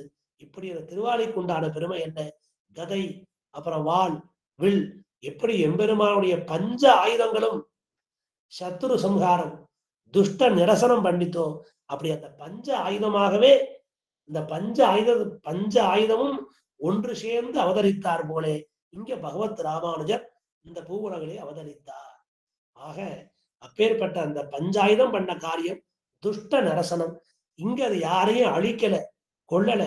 எதிர்வாதம் செய்பவர்களை புறச்சமையலையெல்லாம் தள்ளி நாரணனை காட்டிய வேதம் களிப்புற்றது. அப்படி வந்தமிழ் மறைவாழ்ந்தது. அப்படி அந்த வேதத்தையும், அந்த சம்ஸ்கிருத வேதத்தையும், அந்த திராவிட வேதத்தையும் இந்த திருதண்டம் எப்படி காப்பாற்றி கொடுத்தது, அந்த வைபவத்தை எல்லாம் அற்புதமாக சொல்லப்பட்டிருக்கு. அப்ப சாரித்திர உத்தார தண்டம், சதுரநய பத அலங்கிரியா கேது தண்டம், சத்வித்யா தீப தண்டம், சகல கலிகதா சம்ஹிருதே கால தண்டம், திரையந்த ஆலம்ப தண்டம், திரிபுவன விஜய சத்ர சௌவர்ண தண்டம், பிரதிகதக சிரோ வஜ்ர தண்டம் திரிதண்டம் ராமானுஜாரியாக தத்தே. இப்படி அந்த திருதண்டம் ஒவ்வொரு காரியத்தையும் நமக்காக பண்ணி கொடுத்ததே. அப்போ நன்னடத்தைகளை உத்தாரம் செய்ய வல்ல வேத்திர தண்டம். ஆக எம்பெருமானுடைய முக்கியமான உபதேசம் என்ன? சாஸ்திர மரியாதைகளை மீறக்கூடாது, சாஸ்திர கட்டளைகளுக்கு உட்பட்டு நடக்கணும். சாஸ்திர யோனித்வாத் அப்படின்னு பிரம்மசூத்திரம். இப்படி எம்பெருமான காட்டி கொடுத்தது அந்த சாஸ்திரம். அந்த ஸ்ருதியும் ஸ்மிருதியும் எம்பெருமானுடைய கட்டளையா இருக்கு. ஆக ஸ்ருதி ஸ்மிருதிர் மமைவ ஆக்ஞா, அது என்னுடைய கட்டளையா இருக்கு. அந்த கட்டளையை மீறக்கூடாது. அப்படி நன்னடத்தைகளை எல்லாம் உத்தாரம் செய்ய வல்ல வேத்திர தண்டமா இருக்குது. நல்ல நீதி மார்க்கத்தை அலங்கரிக்க வல்ல துவஜ தண்டமா இருக்கு. நம்ம போகக்கூடிய மார்க்கம், நாம செல்லக்கூடிய வழி இருக்கே, அது நல்ல வழியா இருக்கணும். அந்த வழியெல்லாம் நமக்கு உடையவர் காமிச்சு கொடுக்கிறார். அப்புறம் சத்வித்யா முதலான வேதாந்த வித்யை, சத்வித்யா பிரகரணம், சாண்டில்ய வித்யா பிரகரணம்னு சாந்தக உபனிஷத்துல எல்லா வித்தியும் வருது. பிரம்ம வித்யா 32 பிரம்ம வித்தியைகள், அதுக்குள்ள சத்வித்யா பிரகரணம் ரொம்ப முக்கியம். அப்படி அந்த வேதாந்த வித்தியைகளை எல்லாம் நன்கு காண்பதற்குரிய தீபதண்டமா இருக்கு அந்த திருதண்டம். சகலவித கலி கோலாகலங்களையும் சங்கரிப்பதுக்குரிய யமதண்டம் போல இருக்கு. அது யமதண்டம். பொழிக பொழிக பொழிக போயித்து வள்ளியூர் சாபம் களியும் கடும் கொண்டுவின் கடல் வண்ணன் பூதங்கள் மண்மேல் சொல்லி நம்மாழ்வாருக்கு பொழிக பொழிக சாதிச்சார். அதுவே உடையவருக்கு ஒரு மங்களாசாசனம். அப்படி களியும் கடும் கொண்டுவின், களிபுருஷனே பயந்து போனான். எம்பெருமானார் அவதாரத்தை பார்த்துட்டு களிபுருஷன் பயந்து போனான். அப்படி அந்த களியையும் விரட்டிய தண்டம். தளர்ந்த வேதங்களுக்கு கைப்பிடி குடிக்க வல்ல ஒரு பெரிய தடி போன்றது தண்டம். தஸ்மை ராமானுஜாரியாய நம பரமயோகினே ஸ்ருதி ஸ்மிருதி சூத்ரானாம் அந்தர்ஜ்வரம் அசீஷம். அது அந்த வேதங்களுக்கெல்லாம் ஜுரம் வந்துருத்து, குளிர் நடுக்கம், எல்லாத்துக்கும் ஜுரம், உள் ஜுரம். வேதத்துக்கு தப்பு தப்பா அர்த்தம் சொல்லுகிறார்கள். அந்த ஜுரம் வந்தது. அசீஷம் அது ஸ்ருதி ஸ்மிருதி சூத்ரானாம் அந்தர்ஜுரம் அசீஷம். அது அந்த ஜுரத்தை போக்கத்தான் உடையவர் அவதாரம். வேதமார்க்க பிரதிஷ்டாபனாச்சாரியராக திகழ்ந்தார் பகவத் ராமானுஜர். இந்த மூ உலகங்களையும் வென்று தாங்குகின்ற கொற்ற குடைக்கு ஸ்வர்ண தண்டம். அதனால எம்பெருமானுக்கு நித்திய ஊதி லீலா ஊதி எல்லாத்தையும் கொடுத்துட்டான எம்பெருமான். நீர் பார்த்து யாருக்கு என்ன வேணுமோ கொடும். அப்பேற்பட்ட ஸ்வர்ண தண்டம். பிரதிவாதிகளுடைய தலைமேல் விழும் வஜ்ர தண்டம். எப்படி ஒரு பெரிய மின்னல் தலைக்கு மேல வந்து இறங்கினா அவன் எப்படி பஸ்மம் ஆவனோ, அதே போல அந்த பிரதிவாதிகள், அந்த குதிருஷ்டிகள் என்ன, மாயாவாதிகள் என்ன, எல்லோருமாக, அது நாஸ்திக தர்சனமா இருக்கட்டும், ஆஸ்திக தர்சனமா இருக்கட்டும், யாரு வாதம் செய்து வந்தாலும் சரி, அவர்கள் தலைமையில் வெறும் வஜ்ர தண்டமாக இருக்கு. அப்பேற்பட்ட அந்த திவ்ய திரிதண்டம், இதை நம் சுவாமி திருக்கையில ஏந்தின்றது. அந்த திருதண்டம் இருக்கே, அது ஒரு காரியத்தை பண்ணி வச்சது. பக்கத்துல தொண்டனூர்னு ஒரு ஊர், அங்க ஒரு பெரிய ஏரி. அது அந்த ஏரிக்கு காவேரி தீர்த்தமும் வந்து சேர்றது, கபில தீர்த்தமும் வந்து சேர்றது. இப்படி வந்து சேர்ற அந்த பட்சத்துல அந்த ஏரிக்கு கீழே கிட்டத்தட்ட ஒரு 500 கிராமங்கள், இந்த மண்டியா மாவட்டம் முழுவதும் அந்த 500 கிராமங்கள் அந்த ஏரியை வச்சு பயன்பெறுகிறது. நல்ல செழிப்பான பகுதி. அங்க கொஞ்சம் நிலம் இருந்தா போறோம், நாம கோடீஸ்வரன். அப்படி விளை. ஏன்னா அப்ப அவ்வளவு தீர்த்தமும் அங்க வந்து சேர்றது. அந்த ஏரியை சுத்தி முழுக்க கற்களால கட்டப்பட்டிருக்கும். அது அன்னைக்கு எம்பெருமானார் ஆரம்பிச்சு வச்சது. எம்பெருமானார் தனியா அங்க அமர்ந்திருந்த இடம். இப்பவும் அந்த இடத்துக்கு விசேஷமா உண்டு. அந்த இடத்துல மேலேந்து ஜலம் குணம். அப்படி மழை காலத்துல அதிகமா, இந்த ஆஷாட மாசம், இப்ப இந்த மாசம்லாம் நிறைய ஜலம் வரும். எப்போ கபில ஜலம் வந்தாலும், எப்போ கபிலதி ஜலம் வந்தாலும், காவேரி எப்போ வந்தாலும் அதிகமான ஜலம் வந்து சேரும் தொண்டனூர் ஏரியில. அப்படி இருக்கிற காலத்துல அந்த ஏரியை விட்டு ஜலம் வெளியே போகணும். இந்த ஏரி நிரம்பி வளைஞ்சதுன்னா மேலேந்து விழக்கூடிய ஜலத்தை இந்த கீழக்கூடிய கிராமங்கள்லாம் தாங்காது. அதுக்காக அந்த ஜலம் வெளியே போறதுக்காக ஒரு பெரிய பாறை, அந்த பாறையில ஒரு கோடு போட்டார் தம்முடைய தண்டத்தை வச்சு. அந்த பாறை அப்படியே கீறித்து அது வழியா ஜலம் வெளியேறிடும். அது இயற்கையா அமைஞ்ச மாதிரி இருக்கு. அது எம்பெருமானார் அங்க கிழிச்ச தண்டத்தோட தடம் இன்னமும் இருக்கு. அந்த தொண்டனூர் ஏரியில பகவத் ராமானுஜர் உட்கார்ந்து அனுஷ்டானம் பண்ண இடம், அவர் அங்க தபஸ் பண்ண இடம், இந்த தீர்த்தத்துல அவருக்கு அனுஷ்டானம் எல்லாமே அங்க இருக்கு. அந்த இடத்துக்கு இப்ப கூட புத்தி சுவாதீனம் இல்லாம, சித்த சுவாதீனம் இல்லாம அந்த யாராவது இருந்தா கூட்டுன்னு வந்து அந்த அந்த அந்த ஏரியில ஜலம் விடுற இடத்துல அப்படியே உட்காந்துருவாங்க ராமானுஜர் பேரை சொல்லி. அப்படியே அந்த தலையை பிடிச்சி அந்த தீர்த்தத்துல முக்கி வைப்பா. அப்படி எந்திரிச்ச உடனே அவனுக்கு புத்தி சுவாதீனம் வந்துடும், பழைய மயக்கெல்லாம் போயிடும். அதை இன்னும் எல்லாரும் கடைபிடிச்சுட்டு வர அந்த கிராமத்தில் உள்ளவாழ்லாம் அந்த ராமானுஜ தீர்த்தம் இருக்கு, அங்க போகணும்னு சொல்லி அப்படி அந்த திருதண்டத்துக்கு உண்டான பெருமை. அப்பேற்பட்ட அந்த திவ்ய தண்டத்தை சுவாமி தன் கையில ஏந்தின்னு இருக்க. ராமானுஜாரிய திரிதண்டம் தத்தே. அந்த ராமானுஜருடைய அந்த பிடிச்சுட்டு இருக்காரு கையில, அந்த முக்கோள் பிடித்த முனி அப்படின்னு இந்த உலகமெல்லாம் அவரை போற்றுறது. அப்பேற்பட்ட அந்த திருதண்டம் சாரித்ரோ தாரதண்டம் சொல்றோம். நல்ல அனுஷ்டானங்களை கொடுக்கணும். எம்பெருமானாரை சேவிச்சா நல்ல நல்ல அனுஷ்டானங்கள்லாம் நமக்கு வந்து சேரும். இப்படி அந்த வடுக நம்பி, அவருக்கு ஆந்திர பூர்ணர்னு பேரு. பிறப்பால் அவர் பிராமணோத்தமர். சரியான அனுஷ்டானம் இல்லை, அதனால அவருக்கு உடம்பு பூரா வெண்குஷ்டம் வந்துருது. அவர் அப்படியே ஒதுங்கி ஒதுங்கி பின்னால இருந்தார். இப்பேற்பட்ட அந்த வடுக நம்பிய நாம திருத்தி பணிகொண்டு அவருக்கு நம்ம ஆசிரியம் கொடுக்கணும்னு பகவத் ராமானுஜ திருவுள்ளத்துல வந்தது. அப்படி அவர் அர்க்கியம் கொடுக்கிற காலத்துல அர்க்கியத்தை கொடுத்தார். அதுலேருந்து கையில கொஞ்சம் தீர்த்தம் இருந்தது. அதை அப்படியே பின்பக்கமா புரோஷனம் பண்ணார். எப்படி இவர் முன்னால வரேன்னு சொல்லி ரொம்ப நாணப்பட்டு வெக்கப்பட்டு கொண்டு நானே எங்க பின்னால நின்னார் வடுகநந்தி ஆந்திர பூர்ணர். அவர் மேல இந்த தீர்த்தம் ஒரு சொட்டு ஜலம் பட்டதோ இல்லையோ, அவருக்கு இந்த வெண்குஷ்டம்லாம் போய் எல்லா ஞானமும் வந்து சரீரம் பிரகாசிக்க ஆரம்பிச்சது. அதுதான் பின்னால தேவு மத்தரியேன்னு சொல்லி வடுக நம்பி எம்பெருமானார் திருவடிகளையே தெய்வமாக கொண்டார். வடுகா, நாம இன்னைக்கு யாத்திரை போறோம், என்னுடைய கோயிலாழ்வாரெல்லாம் எழுந்திரனை பண்ணு, என் பெருமாள்லாம் எடுத்து வச்சுக்கோங்க. இவர் அந்த சாலகிராமம் அந்த வரதராஜ பெருமாள்லாம் எடுத்து வச்சுட்டு அந்த பெட்டிக்கு மேல உடையவர திருவடியை வச்சிருவார். வடுகா, நீ இப்படி செய்யலாமா? பெருமாள் சந்திக்குமே கீழே இருக்கிற தெய்வம் உண்மை தெய்வம், மேல இருக்கிற தெய்வம் ஏன் தெய்வம், என் தெய்வத்தை நான் மேலதான் எப்படி சொன்னாராம். இல்ல வடுகா, தனியா எடுத்துக்கோ அப்படின்னாரா உடையவர். அப்படி ஆழ்வானும் ஆண்டானும் இரு கரையர்கள். ஆனா வடுக நம்பிக்கை ஆச்சாரியனே தெய்வம், அந்த எம்பெருமானார் தான் தெய்வம். அப்படி அந்த அனுஷ்டானத்தை மாத்தி வச்சாரே, அப்பேற்பட்ட அந்த கையில் இருக்கிற தண்டம் வேத்திர தண்டமா இருக்கு.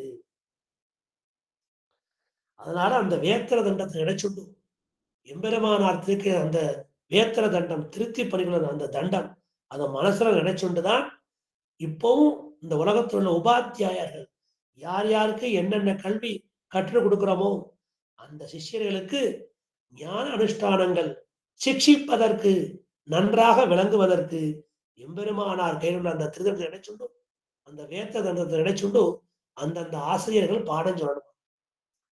அதனால எம்பெருமானார் திருவடிகளே சரணம் அப்படின்னு சொல்லி எப்ப ஆரம்பிச்சாலும் நாம வந்து ஸ்ரீமதே ராமானுஜாய நமக அப்படின்னு மேல எழுதிட்டு தான் கீழே நம்ம விஷயத்தை எழுத ஆரம்பிக்கணும். அதுக்காக அரசாங்க பரிசீலனை எழுத வேண்டாம். நாம ஒருத்தருக்கு ஒருத்தர் ஏதாவது ஒரு சத்விஷயத்தை பகிர்ந்து கொள்கிறோம். அந்த காலத்துல ஆத்த ஒரு மங்கள நிகழ்ச்சி, ஒரு கல்யாணம் வருது, ஒரு சீமந்தம் வருது, ஒரு உபநயனம் வருது, அப்படி ஒரு ரஃபா ஒரு பத்திரிகை எழுதும் பொழுது ஸ்ரீமதே ராமானுஜாய நமக வெறுமன ஸ்ரீகின்னு போட்டா போறாது, கீழே ஸ்ரீமதே ராமானுஜாய நமகன்னு போட்டுத்தான் நாம அதை எழுத தொடங்கணும். அப்படி பண்ற எல்லா காரியமுமே நன்றாக விளங்கும், எல்லா மங்களமும் உண்டாகும். அத மனசுல வச்சுக்கணும். அப்பேற்பட்ட அந்த தண்டம் சாரித்ரோத்தார தண்டம். சதுரநய பதாலங்கரியா கேது தண்டம். இந்த உபய மீமாம்சைகளிலும் பல பல நியாயங்கள் இருக்கு. அந்த வேதத்தோட அர்த்தத்தை புரியணும்னா அது நியாயம்னு சொல்லக்கூடிய அந்த ஒரு நியாய பிலாசபி தர்க்க ரீதியா அதை அணுகி அந்த வேதத்துல சொல்லப்பட்ட கருத்துக்களை தர்க்க ரீதியாகத்தான் நாம் ஸ்தாபிதம் பண்ண முடியும், உறுதி செய்ய முடியும். வேதத்துல சொல்லப்பட்ட அந்த வேதாந்த கருத்துக்களுக்கு நேரடியாக பொருள் சொல்ற காலத்துல அதை ஒரு உதாரணத்தோட சொல்லணும், ஒரு உபமானத்தோட சொல்லணும். அதுக்கு இந்த தர்க்கம் நியாயம்னு சொல்லக்கூடிய அந்த தர்க்கமானது அது ரொம்ப உதவியா இருக்கு. ஆக இந்த நியாயத்தை இட்டுத்தான் வேதாந்த கருத்துக்களை ஸ்தாபிக்க முடியும்.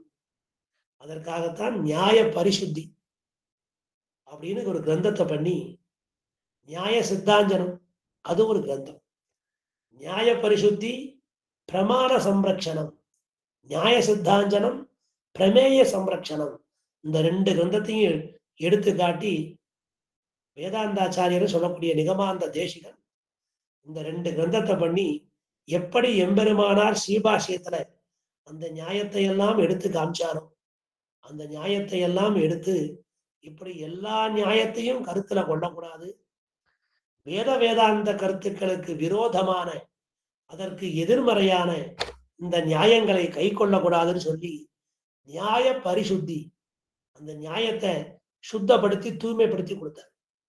நியாய சித்தாஞ்சனம்னு சொல்லி அந்த பிரமாணத்தாலே அறியப்படுகிற பிரமேயம் அந்த பரபிரம்ம ஸ்வரூபம் அதை எடுத்துக்கொள்ற காலத்துல நியாய சித்தாஞ்சனம் பண்ணி பிரமேய சம்ரட்சணம் பண்ணி வச்சார். இதெல்லாம் எம்பெருமானாருடைய தண்டம் பண்ற வேலை. அந்த எம்பெருமானார் ஸ்ரீபாஷ்யத்தை 32 தரம் அத்தியனம் பண்ணி அதுக்குண்டான காலக்ஷேமத்தை கேட்டு இவ்வளவும் பண்ணி வச்சார். வேதாந்தாச்சாரியர், நிகமாந்த தேசிகன். அப்படி அந்த உபய மீமாம்சையிலையும் மீமாம்சை 2 மீமாம்சைன்னு சொன்னா அறியப்படக்கூடிய வஸ்து. இந்த உலகத்துல சரீரம் இருக்கு, இது அச்சித்து, இந்த உடல் நிலையற்றது. உள்ள இருக்கிற ஆத்மா அது நிலைத்து நிற்கக்கூடியது. ஆத்மாவுக்கு அழிவில்லை. இந்த சரீரத்துக்குள்ள அந்த ஆத்மாவும் இருக்கா, அந்த பரமாத்மாவும் இருக்கா. இந்த சரீரத்துக்கு சரீரியா ஆத்மா இருக்கா, அந்த ஆத்மாவுக்கு சரீரியா உள்ள எம்பெருமான் இருக்கான் அந்தர்யாமியா. அதனால இதற்கு சாரீரக மீமாம்சம்னு பேர். ஆக பரபிரம்ம தத்துவத்தை அறிஞ்சிக்கணும். இந்த 3 தத்துவங்களையும் அறிஞ்சிக்கணும். சித்து, அச்சித்து, ஈஸ்வரன், இத 3ஐயும் தெரிஞ்சுக்கணும். அதுக்கு சாரீரக மீமாம்சா. அது உபய மீமாம்சா, 2 மீமாம்சா. பூர்வ மீமாம்சைன்னு இருக்கு, உத்தர மீமாம்சைன்னு இருக்கு. ஆக பூர்வ மீமாம்சையை பண்ணது ஜெய்மினி. அது யாக யஜ்யங்களை சொல்லும். வேதத்துல கர்ம காண்டம், ஞான காண்டம்னு 2 இருக்கு. ஆக கர்ம காண்டத்தை சொல்ல வந்தது சம்ஹிதா பிராமணம். ஞான காண்டம்னு சொல்லக்கூடிய பிரம்ம காண்டம் அதை சொல்ல வந்தது ஆரண்யகம். அந்த ஆரண்யகத்தோட அந்திமம் வேதா அந்தம், அது உபனிஷத்து. ஆக சம்ஹிதா பாகம் பூர்வ மீமாம்சை, உபனிஷத்து பாகம் உத்தர மீமாம்சை. அதுல 12 அத்தியாயம், இதுல 4 அத்தியாயம், 16 அத்தியாயம். இந்த 16 அத்தியாயமும் சேர்ந்துதான் பூர்வோத்தர மீமாம்சை, உபய மீமாம்சைன்னு பேர். இதுக்குள்ள பல நியாயங்கள் வரும். அந்த தர்க்க ரீதியாகத்தான் இதை அணுக வேண்டும். இது ஒரு தனி பிலாசபி, தனி கோர்ஸ். இதை அப்படியே கொஞ்சம் கொஞ்சமா படிச்சுட்டு வரணும். அப்ப எந்தெந்த நியாயத்தை எடுத்து காமிச்சு இந்த நியாய பிரஸ்தானம் செய்வித்தாரோ. ஆக ஸ்ருதி பிரஸ்தானம் அப்படின்னு சொன்னா ஸ்ருதியில சொல்லப்பட்ட கருத்து. ஸ்ருதினா உபனிஷத்து. அந்த உபனிஷத்துல சொல்லப்பட்ட கருத்து, அதற்கு இதுதான் அர்த்தம்னு, இதுதான் சரியான கருத்துன்னு நிலைநிறுத்துதல், அதற்கு ஸ்ருதி பிரஸ்தானம்னு பேர். அத வேதார்த்த சங்கர கிரந்தத்துல பகவத் ராமானுஜர் நிலைநிறுத்தினார். அப்புறம் ஸ்மிருதி பிரஸ்தானம். ஸ்மிருதின்னு சொன்னா கீதை. கீதையை ஒரு ஸ்மிருதியாகவே வச்சுக்கணும். அந்த கீதை, அந்த பகவத்கீதைக்கு பாஷ்யம் பண்ணி ஸ்மிருதி பிரஸ்தானம் பண்ணினார் பகவத் ராமானுஜர்.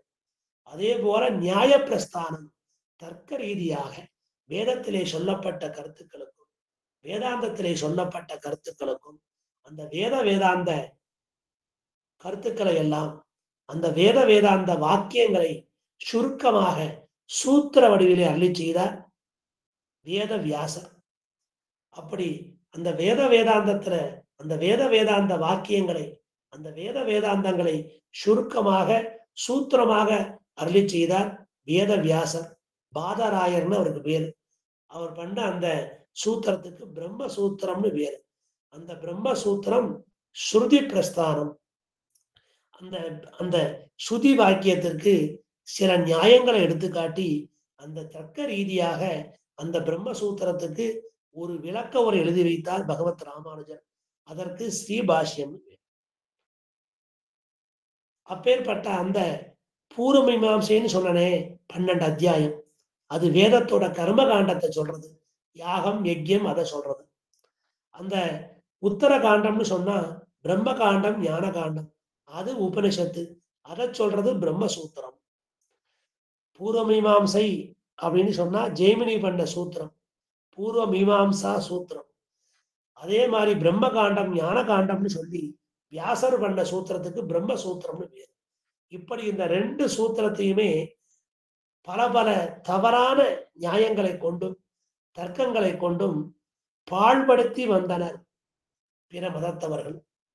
அவர்களை எல்லாம் ஒரு சிம்மத்தை போலே கர்ஜித்து சரியான நியாய தர்க்கங்களை எடுத்து சொல்லி அந்த பிரம்மசூத்திரத்துக்கு பாஷ்யம் பண்றார். அந்த பாஷ்யத்துக்கு ஸ்ரீபாஷ்யம் பேரு. அப்பேற்பட்ட சதுரநய பதாலங்கிரியா கேது தண்டம். அப்படிப்பட்ட அந்த நியாய மார்க்கங்களை எல்லாம் அலங்கரித்தார். சதுரநய பதாலங்கிரியா, அந்த பதத்தை எல்லாம் வியாசராலே சொல்லப்பட்ட அவையெல்லாம் அந்த நியாய மார்க்கங்களை கொண்டு சரியான நியாயமான வழி. அந்த நியாய மார்க்கம்னா தர்க்க ரீதியான வச்சுக்கணும். சரியான வழின்னு வச்சுக்க கூடாது. நியாயங்களை, தர்க்கங்களை, அந்த வாக்கியங்களை கொண்டு அந்த வேதாந்த கருத்துக்களுக்கு சரியான அர்த்தத்தை காட்டி கொடுத்த தண்டம் அது கேது தண்டம். அதனால சுவாமிக்கு நியாய மார்க்க பிரதிஷ்டாபகர், வேத மார்க்க பிரதிஷ்டாபகர், அதே மாதிரி திராவிடாம்நாய பிரதிஷ்டாபகர். ஆக சம்ஸ்கிருத வேதத்தையும் காப்பாத்திருக்கார், திராவிட வேதத்தையும் காப்பாத்திருக்கார். அப்பேற்பட்ட அந்த தண்டம் தான் சதுரநய பதாலங்கிரியா கேது தண்டம் அப்படின்னு ஜோரா சொல்லணும். இது ராமானுஜர் விஜயத்தை சொல்றது. சாரித்ரோதார தண்டம்னு அமைதியா சொல்லக்கூடாது. சாரித்ரோதார தண்டம் சதுரநயா பதாலங்கிரியா கேது தண்டம் அப்படி நீங்க அப்படி ஜோரா சொல்லணும். இதை அப்படி எம்பெருமானார் விஜயம் அமைந்தது. சத்வித்யா தீபதண்டம். ஆக இந்த வேதத்துல, இந்த வேதாந்தத்துல சத்வித்யா பிரகடனம் இருக்கு, சாந்தோக்கிய உபனிஷத்து. அக்ஷி வித்யா பிரகடனம் இருக்கு, வைஸ்வானர வித்யா பிரகடனம் இருக்கு, உபகோசல வித்யா பிரகடனம் இருக்கு. இப்படி பல பல வித்தியைகள். வித்தியைனா என்ன?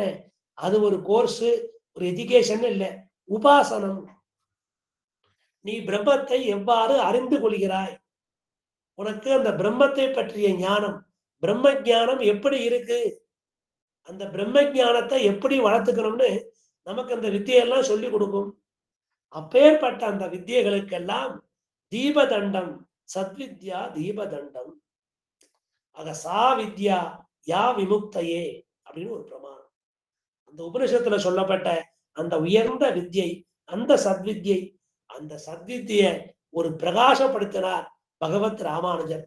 அது சாந்தோக்கிய உபனிஷத்துல 6வது பிரபாடகத்துல வருது. அந்த சத்வித்யா பிரகடனம் 3வது பிரபாடகத்துல சாண்டல்ய வித்யா வருது, உபகோசர வித்யா வருது, பிருகதாரண்யத்துல சில வித்தியைகள்லாம் வருது. இப்படி உபனிஷத்துல சொல்லப்பட்ட அந்த பிரம்ம உபாசனத்தை அந்த பகவத் ராமானுஜர் பிரகாசப்படுத்தி வச்சார். ஏன்னா இந்த உபாசனம் தான் மோட்ச சாதனமா இருக்கு. ஆக மோட்சத்துக்கு உபாசனம் பண்ணணும். அப்படி எம்பெருமான எந்த வித்தியை கொண்டு உபாசனம் பண்ணுவது? நமக்கு பின்னால பிரபத்தி இருக்கு, சரணாகதி இருக்கு. ஆச்சார பிரபத்தி, சரணாகதி, ஆச்சார அபிமானம் அதெல்லாம் வேற. முதல்ல இதை ஸ்தாபிக்கணுமே இந்த வேதாந்த கருத்துக்களை. அப்பேற்பட்ட அந்த சத்வித்யா பிரகடனம், அந்த வித்தியை தான் மோட்ச சாதனமா இருக்கு. அந்த வித்தியை சத்வித்யா பிரகடனத்தை நிரூபித்து காமிச்சார். அதுக்கு நிறைய இது தத்துவமசின்னு ஒரு வேத வாக்கியம், அதற்குண்டான அர்த்தம் என்ன? இப்படி இந்த வேதாந்த கருத்துக்களை எல்லாம் ஒரு பக்கம் ஸ்ருதி பிரஸ்தானம், ஒரு பக்கம் ஸ்மிருதி பிரஸ்தானம், ஒரு பக்கம் நியாய பிரஸ்தானம், இவை எல்லாவற்றையும் செய்து அப்பேற்பட்ட அந்த சத்வித்யா தீப தண்டமாக அந்த தண்டம் தான் இப்படி ஒரு பிரகாசத்தை கொடுத்து, இப்படி ஒரு வெளிச்சத்தை காமிச்சு அந்த பிரம்ம வித்தியை எல்லாம் காப்பாற்றி கொடுத்தது. சகல கலி கதா சம்பிருதே காலதண்டம். அந்த சகல கலி விகதா, அப்பேற்பட்ட அந்த கலி புருஷன் கடல் அளவாய திசை எட்டினுள்ளும் களியிருளே விடைதல் காலத்து எம்மி ராமானுஜன் மிக்க நான்மறையின் சுடரொளியால் அவ்விரலை துறந்திரனே. அப்படி நம்ம சுவாமி அந்த சகல கலி கதா சம்ஹிருதே காலதண்டம். இந்த கலியோட கோலாகலம் ரொம்ப அதிகமா இருந்தது. யாக இயக்கியங்களை எல்லாம் தவறாக செய்தனர், தவறான பலிகளை எல்லாம் கொடுத்து வந்தனர். கலிபுருஷன் ஆனந்தத்திலே இருந்தான். அப்படி அந்த கலிபுருஷன் தலையிலே இடி விழுமா போலே அந்த கலிபுருஷனை சம்ஹரிக்க வேண்டும், அவனை அழிக்க வேண்டும். அதோட வந்த தண்டம் தான் இந்த கால தண்டம். கடல் அளவாய திசை எட்டினுள்ளும் களியிருளே மிடைதரு காலத்து எம்மி ராமானுஜன் மிக்க நான்மறையின் சுடரொளியால் அவ்விரலை துறந்திலனே. ஒருவேளை எம்பெருமானார் அந்த நான்மறையின் சதுர்மை சொன்ன வேதத்தோட, அந்த வேதத்தோட சுடர் ஒளி, அந்த வேதத்தோட பிரகாசத்தை கொண்டு, அந்த வேதத்தோட கிரணங்களை கொண்டு அந்த கலிபுருஷனை துரத்தவில்லை என்றால் நமக்கெல்லாம் வீடு பேரும் இல்லை, வாழ்ச்சியும் இல்லை, நாம் எல்லாம் ஆத்ம நாசத்தையே அடைவோம். அப்பேற்பட்ட அந்த கலி கோலாகலத்தை சம்ஹரிக்கும்படி ஒரு தண்டம், அது கால தண்டம். திரையந்த ஆலம்ப தண்டம், திரையந்த ஆலம்ப தண்டம் அப்படின்னு சொன்னா, அப்பேற்பட்ட அந்த எம்பெருமானார் இதிகாச புராணாபியாம் வேதம் சமூக பிரம்மையேது பிபேதி அல்பஸ்ருதாது வேதகா மாமயம் பிரதரிஷ்யதி. அந்த இதிகாச புராணங்களை நன்றாக அறிய வேண்டும். இதிகாசமான ஸ்ரீராமாயணம், மகாபாரதம், புராணம்னு சொல்லக்கூடிய ஸ்ரீ விஷ்ணு புராணம், ஸ்ரீ நிருசிம்ம புராணம், ஸ்ரீமத் பாகவதம், இது இந்த மாதிரி சாத்விக புராணங்கள், அந்த இதிகாசங்கள், அந்த ஸ்லோகங்கள் அதை நன்றாக அறிந்து கொண்டார். சாட்சாத் நாதர் உபதேசம் பண்ணி பிரம்மாவோட அருளாலே வால்மீகி அள்ளி செய்த ஸ்ரீராமாயணம். இந்த பிரம்மசூத்திரத்தை பண்ணின மகாபாரதோ பஞ்சமோ வேதகான்னு அந்த 5வது வேதத்தை கொடுத்த வேத வியாசர். ஸ்ரீ விஷ்ணு புராணம் பண்ணி வச்ச ஸ்ரீ பராசரர். அதுக்கப்புறம் ஸ்ரீமத் பாகவதம் பண்ணின வேத வியாசர். இந்த புராணங்களை எல்லாம் அறிந்து கொள்ளணும். இதிகாச புராணாபியாம் வேதம் சமூக பிரம்மையேது. ஆக அந்த வேதாந்தங்கள்ல சொல்லப்பட்ட அந்த வேதத்திலையும் அதன் அந்திம பாகமான உபனிஷத்திலே சொல்லப்பட்ட கருத்துக்கள் நன்றாக புரிய வேண்டும் என்றால், நன்றாக தெரிய வேண்டும் என்றால், நன்றாக அறிந்து கொள்ள வேண்டும் என்றால் இந்த இதிகாச புராணங்களை நன்கு ஓத வேண்டும், நன்கு படிக்க வேண்டும். அப்படி படிக்கலைன்னா விபேதி அல்பஸ்ருதாது வேதகா மாமயம் பிரதரிஷ்யதி. ஒருவேளை இதை தெரியாம அந்த வேதாந்தங்களுக்கு தவறான கருத்துக்களை சொல்ல முற்பட்டா அதுக்கு ஒரு விசேஷ அர்த்தம், நல்ல அர்த்தம் சொல்லாம அபார்த்தத்தை, தவறான அர்த்தத்தை சொல்ல முற்பட்டார்கள் குதிருஷ்டிகள். பார்த்தான் அந்த வேத புருஷன், அந்த வேதாந்த புருஷன், அவனுக்கு கையும் காலும் கட்டுப்பட்டார் போலே தவித்தான். விபேதி அல்பஸ்ருதாகா வேதா மாமயம் பிரதரிஷ்யதி. அப்படி அந்த வேதாந்த புருஷனுடைய, அந்த வேத புருஷனுடைய கைப்பிடி கொடுத்து அவருடைய கஷ்டத்தை தீர்க்கும் வகையில் திரையந்த ஆலம்ப தண்டம். ஏன்னா இவருக்கு பௌராணிகர்னு பேரு. அந்த இதிகாச புராணங்களை உபன்யாசமா சொல்றா, காலக்ஷேபத்தை சொல்றா, பகவானுடைய கதாவிரதத்தை சொல்றா. அப்படி அந்த கதைகளை கருத்தோடு சேர்த்து, வேதாந்தத்திலே சொல்லப்பட்ட கருத்தோடு சேர்த்து, வெறுமன கதை இல்லை, எல்லாமே சம்பிரதாய அர்த்தம், சத் சம்பிரதாய அர்த்தம், அந்த அர்த்தத்தோட சேர்த்து சொல்லுகின்ற காலத்துல அவர்களுக்கு பௌராணிகர்னு பேரு. உடையவருக்கும் பௌராணிகர்னு பேரு. திருக்குறள் பிரான் பிள்ளான சொல்றப்போ பௌராணிகர் புத்தரருவே. அப்படி அந்த பிள்ளான் தான் உடையவரோட அபிமான புத்திரன். அவரை சொல்ற காலத்துல நம்ம பூர்வாச்சாரியால் பௌராணிகர் புத்தரருவே. அப்ப பௌராணிகர்னு சொன்னா அந்த இதிகாச புராணங்களை அற்புதமா எடுத்து சொல்லக்கூடியவர்கள். அப்பேற்பட்ட அந்த எம்பெருமானாருக்கு பௌராணிகர்னு பேரு. அந்த இதிகாச புராணங்களை பிரகாசப்படுத்தி அந்த வேதாந்த கருத்துக்களை எல்லாம் அற்புதமாக செய்வித்த அந்த திரையந்த ஆலம்ப தண்டம், திரிபுவன விஜய சத்திர சௌவர்ண தண்டம். இந்த உலகங்களையுமே திருவடிக்கு கீழ்ப்படுத்தி வெற்றி கொண்ட பெருமை அந்த வெண்கொற்ற கொடை. அப்படி அந்த வெண்கொற்ற கொடைக்கு கீழே மண்மிசை யோனிகள் தோறும் பிறந்து எங்கள் மாதவனை கண்ணுரண்டிலும் காண இல்லா உலகோர்கள் எல்லாம் அண்ணலி ராமானுஜன் வந்து தோன்றிய அப்பொழுதே நன்னரு ஞானம் தலை கொண்டு நாரணர்க்கு ஆயினரே. அப்படி அந்த எம்பெருமானார் அவதாரம், அப்படி அவர் அவதாரம் பண்ணி இந்த மூவுலகில் உள்ள அத்தனை பேரையும் எல்லோரையும் ஜெயித்து, அந்த மூவுலக ஜெயித்து திரிபுவன விஜய சத்திர சௌவர்ண தண்டம்னு சொல்லி, அப்படி அந்த எம்பெருமானார் நாரணர்க்கு ஆயினரே. அப்படி நாராயணன்னு மாதவனே வந்து பிறந்தான். அப்ப கூட யாருக்கும் பக்தி வரல. ஆனா எம்பெருமானார் வந்த பிறந்தான். மாதவன்பால் ஓத வள்ளீரேல் ஏதம் ஒன்றும் அடையா. அந்த நாராயணனை சேவிப்போம், நமக்கு எந்த பாவமும் வராது அப்படின்னு நாரணர்க்கு ஆயினரே. இந்த ஜீவாத்மாக்களை எல்லாம் அந்த திருநாராயணன் திருவடி கீழ் ஆட்படுத்திய பெருமை அந்த பகவத் ராமானுஜர சாரம். அதற்கு திரிபுவன விஜய சத்திர சௌவர்ண தண்டம். அதற்கு மேலாக பிரதிகதக சிரோ வஜ்ர தண்டம். எதிர்வாதம் செய்ய வந்த ஜைனர்கள், எதிர்வாதம் செய்ய வந்த பௌத்தர்கள், எதிர்வாதம் செய்ய வந்த வைசேஷிகர்கள், எதிர்வாதம் செய்ய வந்த சைவர்கள் அவ்வளவு பேரையும் அரிசமய செடியதன்னை அடியறுத்தான் வாலியே. அந்த எதிர்வாதம் புரிய வந்த அத்தனையுடைய அந்த துர்வாதிகளுடைய, அது ஆஸ்திகர்களாக இருக்கட்டும், நாஸ்திகர்களாக இருக்கட்டும், ஆஸ்திக நாஸ்திகர்களாக இருக்கட்டும், நாஸ்திக ஆஸ்திகர்களாக இருக்கட்டும், அவ்வளவு பேருடைய அந்த துர்வாதியுடைய தலைகளை எல்லாம் தகர்க்கும்படி வஜ்ர தண்டம் போலே அந்த திருதண்டம் விளங்கிற்று. அதனால தஸ்மை ராமானுஜாரியாய நம பரமயோகினே ஸ்ருதி ஸ்மிருதி சூத்ரானாம் அந்தர்ஜரம் அசீஷமுது. பழந்தமிழ் மறை வாழ்ந்தது, நாரணை கண்ட வேதம் களிப்புற்றது, வன்மிசை யோனிகள் தோறும் பிறந்து. இப்பேற்பட்ட எல்லா அந்த ராமாசூத்தந்தாதி பாசுரமும் வேத மார்க்கத்தை பிரதிஷ்டாபனம் பண்ணணும். ஸ்ரீமன் நாராயணன் தான் பரதத்துவங்கிறத ஸ்தாபித்து எல்லோருக்கும் எடுத்து சொல்லணும்.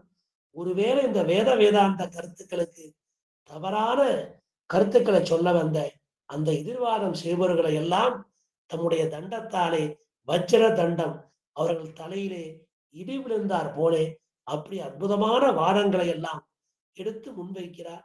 அந்த ஸ்ரீபாஷ்ய கிரந்தம் என்ன, கீதா பாஷ்ய கிரந்தம் என்ன, வேதாந்த சாரம்னு கிரந்தம் என்ன, வேதாந்த தீபம்னு கிரந்தம் என்ன, அப்படி முன்வைத்து அற்புதமான அந்த வாதங்களை எல்லாம் அப்படியே எடுத்துட்டு போறார். அற்புதமா இருக்கு. அப்பேற்பட்ட அது ஆசிரியர்களுக்கு அற்புதமா இருக்கும்.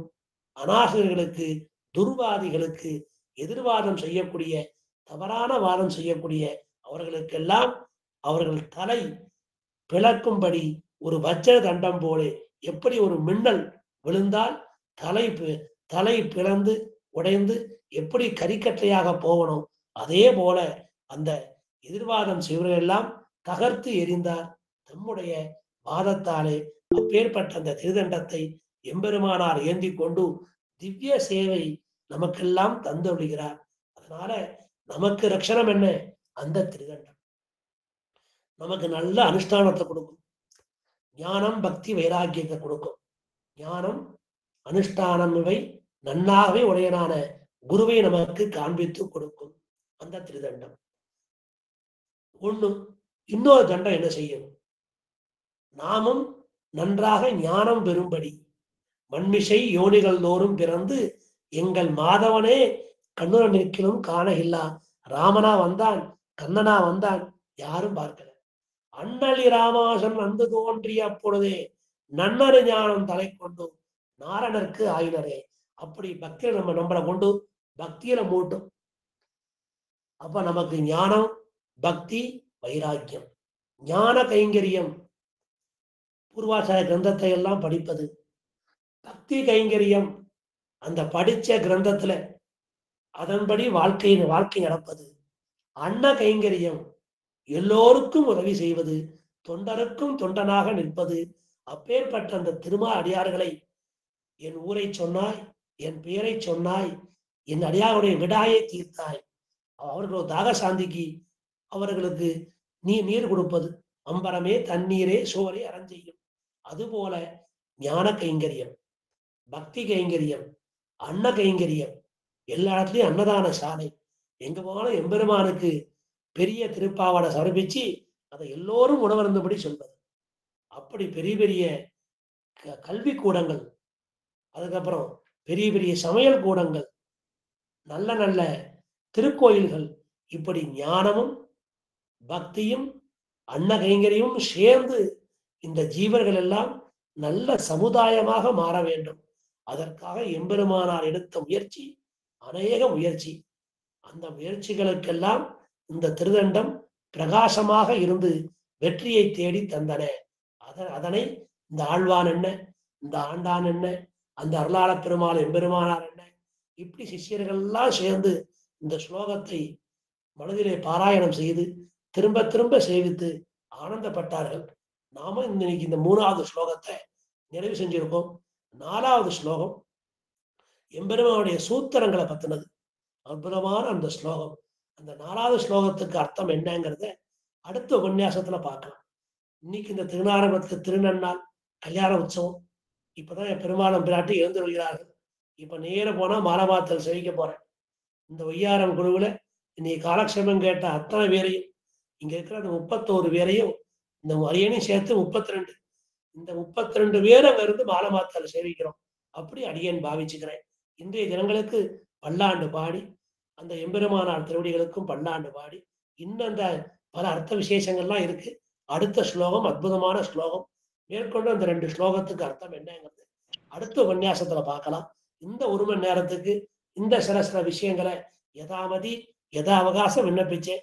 அதற்கு செவிமடுத்த உங்களுக்கு பல்லாண்டு பாடி அமைகிறேன். ஸ்ரீமதே ராமானுஜாய நமः. ஸ்ரீமத்